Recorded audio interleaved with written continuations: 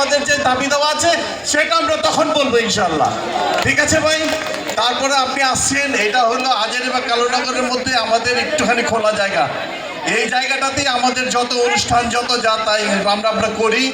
এই রকম জায়গাতেও মানুষের অনেক, আমাদের এলাকায় কিছু কিছু মানে কি বলবো ভূমিদস্যু হয়ে গেছে, যারা খোলা জায়গা পেলেই তারা এখানে তারা মামলা টামলা করে নিজের নামে নেওয়ার জন্য চেষ্টা করে। এইভাবে মসজিদকেও ছাড়ে নাই, হাজারীবাগের মসজিদকেও খালি পায়ে একেও ছাড়ে নাই। এরকম কিছু ভূমিদস্যু আছে, তাদের জন্য আমরা পরবর্তীতে আপনাকে বলবো একটু পদক্ষেপ নেওয়ার জন্য। আর এলাকায় একটা বক্স কালভার্ট করে রাস্তা যদি করে দিবেন ভাই, আমাদের এখানে যে খোলা রাস্তা, এখানে অনেক মশা হয়, এইটা যদি আপনার এই খোলাটাকে যদি বক্স কালভার্ট করে রাস্তা করে দেন তাহলে এলাকায় যানজট শেষ হয়ে যাবে।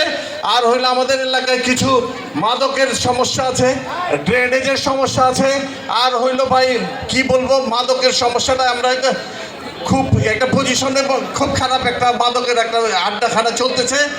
আর আমাদের কাছে আমরা গ্যাসের বড় সমস্যায় আছি, এটা আপনাকে বারবার অনেকবারই অনেক জায়গায়